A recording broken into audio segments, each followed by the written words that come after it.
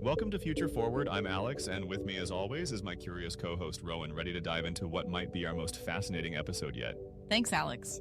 And I have to say, I'm particularly excited about today's topic. We're talking about something that's literally reshaping our world as we speak. That's right. You know, it's pretty incredible to think that just 8 years ago, OpenAI was this small nonprofit with big dreams. Now in 2025, they've basically launched us into a new technological era. It's wild when you think about it. I mean, from ChatGPT to the Stargate project, the pace of change has been unreal. And that's exactly what we're exploring today, the AI renaissance. We'll look at how one company's journey sparked a technological revolution that's reshaping everything from how we work to how we create. When you say everything, you really mean everything, right? I've been reading about the economic projections and they're mind-boggling. $15.7 trillion by 2030. That's the projected economic impact. But here's the thing. It's not just about the money. We're going to explore the tension between innovation and responsibility, the race for artificial general intelligence, and honestly, what it means to be human in this new era. Sounds like we've got quite a journey ahead of us. That we do. Let's dive in. You know, there's an interesting twist to this story that really shows how complex the AI revolution has become. Let me take you back to 2019, when OpenAI made a decision that sent shockwaves through the tech world. Oh, right, when they switched from being a nonprofit to that, what did they call it, a capped profit model? Exactly. It was a fascinating moment because here was this organization founded on these really noble principles about developing AI for the benefit of humanity, and suddenly they're saying, well, maybe we need a different approach. I can imagine that raised some eyebrows in the tech community. More than a few. But here's what's really interesting. It wasn't just about making money. The shift actually highlighted this crucial tension that we're still grappling with today. How do you balance rapid innovation with responsible development? I guess it takes serious resources to push the boundaries of AI technology. Precisely, and that's where the capped profit model comes in. It's like they were saying, yes, we need commercial success to fund our research, but we're putting a limit on returns to investors. It's actually quite elegant when you think about it. But hasn't that decision paid off pretty spectacularly? I mean, $500 billion for the Stargate project? That's not exactly small change. You're absolutely right. And what's fascinating is how they've managed to scale their impact globally through the OpenAI for Countries program. It's like they found this sweet spot between commercial success and their original mission. Wait, can you explain a bit more about that program? I've heard about it, but I'm not entirely clear on how it works. So imagine this. Instead of just developing AI in Silicon Valley, they're creating partnerships with nations around the world. It's democratizing AI development in a way we've never seen before. That sounds promising, but doesn't it also create new challenges? I mean, different countries might have very different ideas about how AI should be developed and used. That's such a good point. And it gets to the heart of what makes this whole transition so fascinating. Every decision they make has these ripple effects that touch on ethics, economics, and even geopolitics. I'm trying to wrap my head around the scale of this. So they went from a nonprofit trying to save the world from dangerous AI to what exactly? A company that's reshaping the entire global tech landscape? It's quite a journey, isn't it? But here's what I find most intriguing.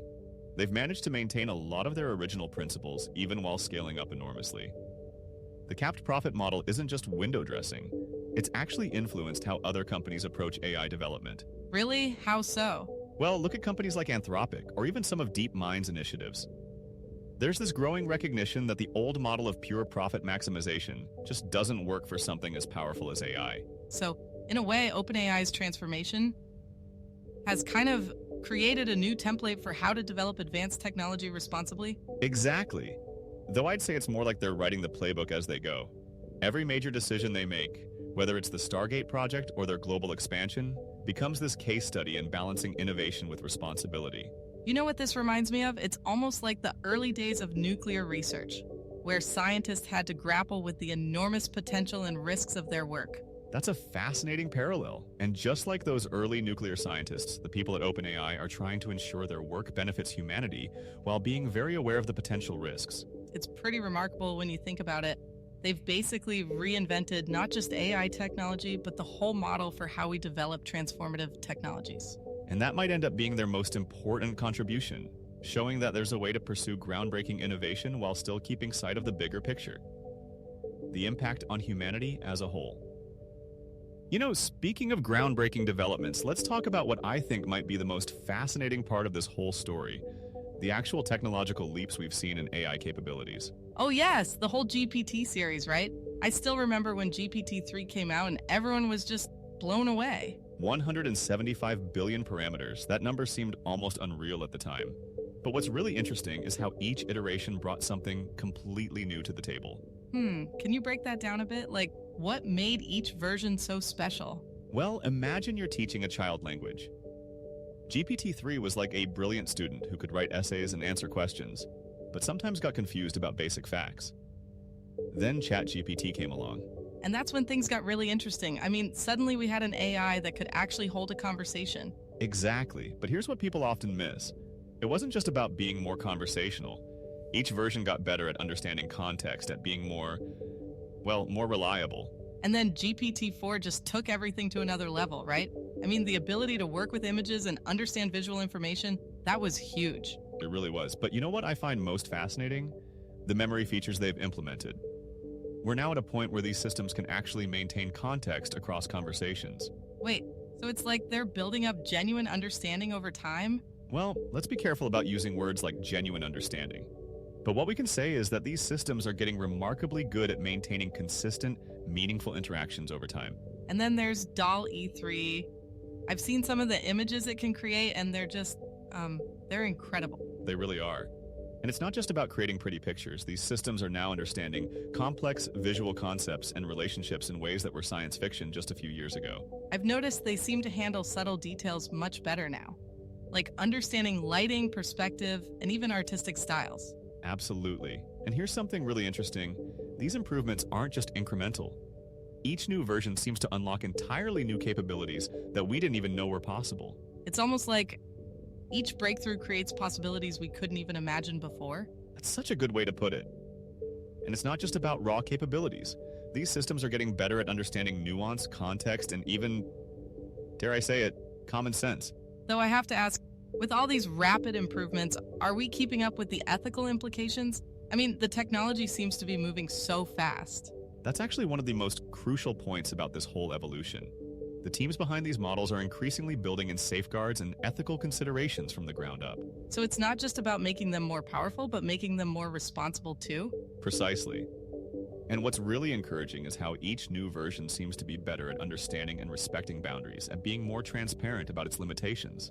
You know, when you put it all together, the progress is pretty remarkable. From basic language models to systems that can see, remember, and create.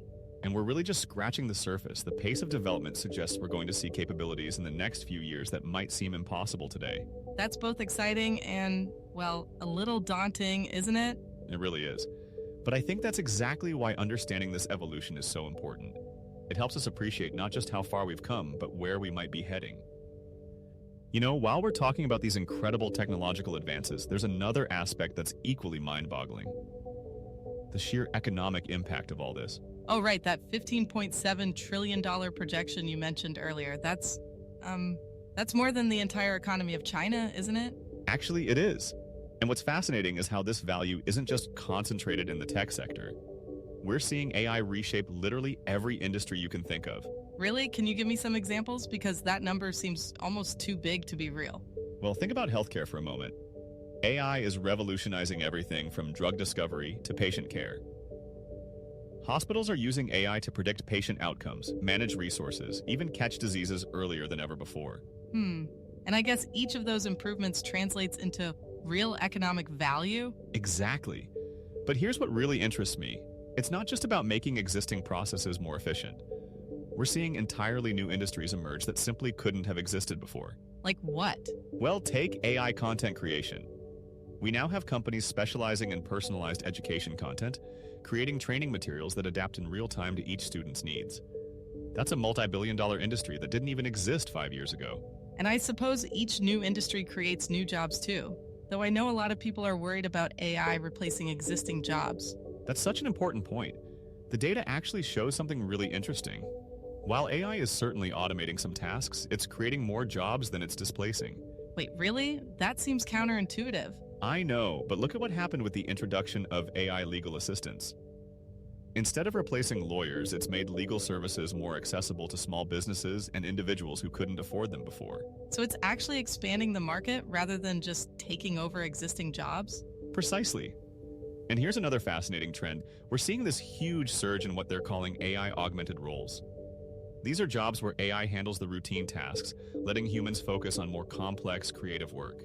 I've actually experienced that myself.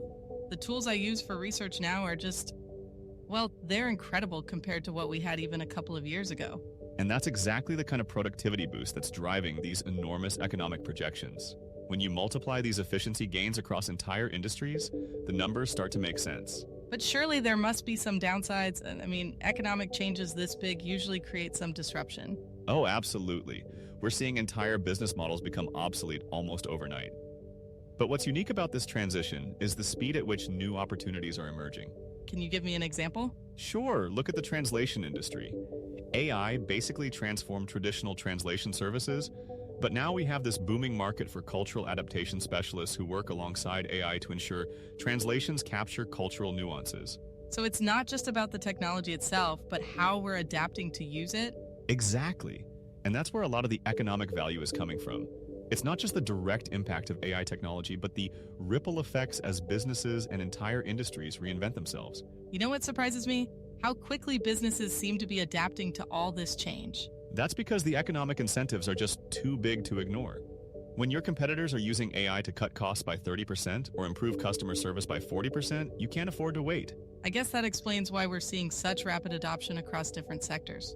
And that's exactly what's driving these massive economic projections. It's like we're watching dozens of industrial revolutions happening simultaneously across every sector of the economy. Well, when you put it that way, 15.7 trillion almost starts to sound conservative. You might be right about that. And the most exciting part, we're really just at the beginning of understanding what's possible. You know, there's another fascinating layer to this story that we haven't touched on yet. The incredible race toward artificial general intelligence, or AGI. It's like watching a high-stakes chess game where multiple grandmasters are all playing at once. When you say race, it makes it sound pretty competitive, but isn't there also a lot of collaboration happening? That's exactly what makes this so interesting. Take the relationship between OpenAI and DeepMind. They're absolutely competitors, but they're also sharing research findings, especially when it comes to AI safety protocols. I've noticed that it's kind of unusual in the tech world, isn't it? This mix of competition and cooperation. It really is. And what fascinates me is how each company has developed its own distinct philosophy about how to approach AGI. OpenAI has this iterative approach, releasing capabilities gradually. While DeepMind seems more focused on solving fundamental problems first, right? Exactly. And then you have Anthropic, which has positioned itself as this really interesting middle ground with their constitutional AI approach. Constitutional AI, that's about building ethical principles directly into the systems, isn't it? Yes, think of it like giving an AI a built-in moral compass. But here's what I find really intriguing. Each of these approaches is actually teaching us something different about what AGI might look like. So it's almost like we're exploring different paths up the same mountain.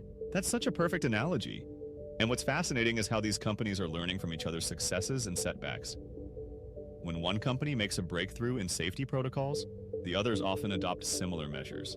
But surely there must be some things they keep secret. I mean, there's still competition, right? Oh, absolutely. The specific implementations, the cutting-edge research, that's all closely guarded. But there's this shared understanding that certain aspects of AGI development are too important to keep private. Like safety protocols and ethical guidelines. Precisely. And this has led to some really interesting collaborative initiatives. These companies regularly participate in joint research projects, especially around AI alignment. Wait, can you explain what AI alignment means exactly? Sure, it's about ensuring that AI systems, especially as they become more capable, remain aligned with human values and intentions. Think of it like training a very powerful being to be not just intelligent, but wise. That sounds, well, incredibly challenging. It is, and that's actually one of the reasons we're seeing this unusual level of cooperation. These companies recognize that getting AGI right is more important than getting there first. But there's still that competitive element. I mean, we keep hearing about new breakthroughs and capabilities. Absolutely. Each company wants to be at the forefront. But what's really interesting is how they're competing not just on capabilities, but on safety and responsibility. So it's like they're racing to be the most responsible developer of AGI? In many ways, yes. And that's actually creating this fascinating dynamic where advances in safety are just as newsworthy as advances in capabilities. You know what this reminds me of? It's almost like the space race, but with more cooperation and a shared understanding of the risks. That's brilliant. And just like the space race, we're seeing these companies push each other to achieve things that might have taken decades otherwise. But hopefully with fewer explosions along the way. Well, metaphorical ones at least, but you're right. The stakes are incredibly high. We're talking about potentially creating something that could transform human civilization. And I guess that's why we're seeing this unique balance between competition and collaboration. Exactly. These companies have realized that when it comes to AGI, success isn't just about being first, like it's about getting it right. You know, beyond all the technical achievements and economic impacts we've discussed, there's something profoundly human happening in this AI renaissance that we haven't fully explored yet. What do you mean exactly? Well, think about how our relationship with creativity has changed. Artists who once feared AI would replace them are now using it as a tool to push the boundaries of what's possible. I've seen some amazing collaborations, musicians working with AI to create entirely new genres of music, right? Exactly. And what fascinates me is how it's challenging our very definition of creativity. We're seeing this beautiful fusion of human intuition and AI capabilities. Though I have to admit, sometimes it makes me a bit uncomfortable. Like when I see an AI-generated painting that moves me emotionally, I'm not quite sure how to feel about that. That's such an honest response. And you're not alone. We're all grappling with these questions about authenticity and meaning in an AI-enhanced world. Speaking of meaning, what about education? I mean, how do we teach kids in a world where AI can write their essays for them? Now that's fascinating, because educators are actually completely reimagining what learning looks like. Instead of memorizing facts, they're focusing on teaching critical thinking, emotional intelligence, and ethical reasoning. Skills that AI still struggles with? Precisely. But here's what really interests me. We're seeing this shift toward what they're calling symbiotic learning, where students learn both with AI and about AI. Can you give me an example of how that works? Sure, instead of just writing an essay, students might use AI to explore different perspectives on a topic, then critically analyze why the AI reached certain conclusions. It's like having a study partner that also teaches you about its own thinking process. That's actually pretty clever, turning what could be a challenge into a learning opportunity. And it reflects a broader shift in how we're adapting to this new reality. Look at workplace culture, for instance. Companies are discovering that the most successful teams are those that understand how to collaborate with AI effectively. I've noticed that. It's not just about using AI tools, it's about knowing when and how to use them. Right. And this has led to something really interesting, a growing emphasis on uniquely human skills. Empathy, creative problem solving, ethical judgment, these are becoming more valuable, not less. So in a way, AI is making us more human? That's such an insightful way to put it. We're being pushed to develop the very qualities that make us distinctly human. But it also raises some profound ethical questions. Like what? Well, as AI becomes more integrated into our daily lives, we're having to think deeply about issues of privacy, autonomy, and even consciousness. When an AI system becomes sophisticated enough to seem conscious, how do we treat it? That's actually kind of mind-bending when you think about it. It really is, and it's leading to these fascinating discussions about human-machine relationships. Some people are developing deep emotional connections with AI companions, while others are deeply concerned about maintaining clear boundaries. I suppose there's no historical precedent for this. We're kind of making up the rules as we go along. Exactly. We're essentially writing the social contract between humans and AI in real time. And what's really interesting is how different cultures are approaching this differently. Oh, really? How so? Some societies are embracing AI as an extension of human capabilities, while others are much more cautious, emphasizing the need to preserve traditional human interactions. I guess there's no one-size-fits-all approach to something this fundamental. And that might actually be one of the most important lessons we're learning, that we need to be thoughtful and intentional about how we integrate AI into our lives and our society. It sounds like we're not just developing new technology, we're developing a new way of being human. That's beautifully put. And perhaps that's the real story of the AI renaissance. Not just how AI is changing, but how we're changing along with it. You know, Rowan, when we started this journey through the AI renaissance, I don't think either of us fully grasped just how transformative this period really is. It's pretty incredible. From OpenAI's evolution to the Stargate project, from economic upheaval to cultural transformation, the scope is just massive. And what fascinates me most is how this isn't just a technological revolution. We're watching this delicate dance between innovation and responsibility, between competition and collaboration. And it's happening at such an unprecedented speed. Sometimes I wonder if we're moving too fast. That's actually why understanding this period is so crucial. Every breakthrough, every ethical decision, every new application, they're all creating the foundation for our future relationship with AI. You know what really stands out to me? How we're seeing this almost renaissance in human skills too. Like we're rediscovering what makes us uniquely human. Exactly. And maybe that's the most profound aspect of this whole transformation. As AI capabilities grow, we're being challenged to grow too, to become more thoughtful, more creative, more ethically aware. So in a way, the AI renaissance is also a human renaissance. You know what? I think that might be the perfect way to understand this moment. We're not just witnessing the evolution of artificial intelligence, we're participating in the evolution of human potential. Now that's something to think about. Indeed it is.